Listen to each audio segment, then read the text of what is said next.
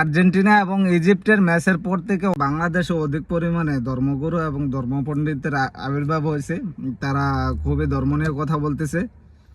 ধর্ম নিয়ে কথা বলা, পরিচর্চা করা, জ্ঞান থাকা, এটা সবার জন্যই দরকার। কিন্তু একটা স্পেসিফিক খেলার ম্যাচ নিয়ে আসলে নিজের ধর্মপণ্ডিত ভাবিয়েন না।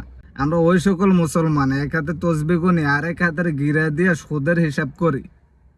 খেলা দেখি রাজ্যে গিয়া ফজরের নামাজ না পড়া কিন্তু ঠিকই ঘুমাই গেছে। আমরা কিন্তু ওই রকম মুসলমান, ওই রকম ধর্মপণ্ডিত। তো ধর্ম নিয়ে কথা বললে আগে নিজেরে পরিপূর্ণভাবে ওইরকম ভাবে ঠিক করে সেরা দেন। এই সকল বিষয় নিয়ে কথা বললেন।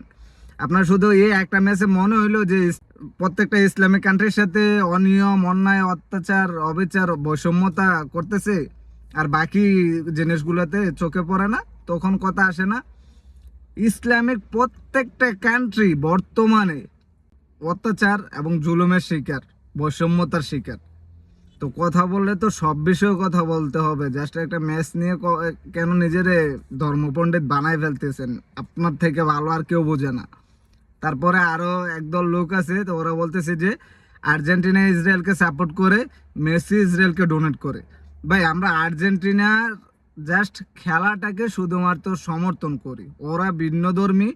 Right now in this world everyone donate for Israel. I repeat, everyone. কেউ গোপনে কিংবা ওপেনে, বুঝা কেউ আবার না বোঝা, ঠিক আছে? আমরা সবাই এই গোলক দাদাতে আটকানো। আমরা ইসলামিক ন্যায় প্রতিষ্ঠা ঠিকই চাই, কিন্তু ইসলাম ন্যায় প্রতিষ্ঠা করতে গেলে যে কষ্ট এবং ত্যাগ বরণ করে নিতে হয়, সেটাতে আবার আমরা রাজি না। আচ্ছা, যাই হোক, এগুলো ইসলামিক কথাবার্তা। আমি কোনো ধর্মের লেকচারার না, কোনো কিছু না। আমার অনেক জ্ঞানের অভাব, তো এগুলো নিয়ে আমি কথা বলতে চাই না। আজকে যারা মাসরিদেরকে নিয়ে সিম্পিতে দেখাচ্ছেন, তাদের পক্ষে কথা বলতেছেন, জাস্ট তাদেরকে একটু বাস্তব অভিজ্ঞতা শেয়ার করতে চাই। আপনাদের যদি পরিচিত আত্মীয় স্বজন কেউ মিডল ইস্টের কান্ট্রিগুলোতে থাকে, তাহলে তাদেরকে জিজ্ঞেস করবেন যে মাসরিরা মানুষ হিসাবে কেমন হয় এবং সহকর্মী হিসাবে তারা কেমন। তখন তাদের মুখ থেকে এক বাক্যে উত্তরটা পেয়ে যাবেন। আজকে ইসরায়েল ফিলিস্তিন নিয়ে খুব কথা বলতেছেন না? এই ফিলিস্তিনের এরকম অবস্থার পেছনেও কিন্তু মাসরি দায়ী, এই মিশরীরা দায়ী।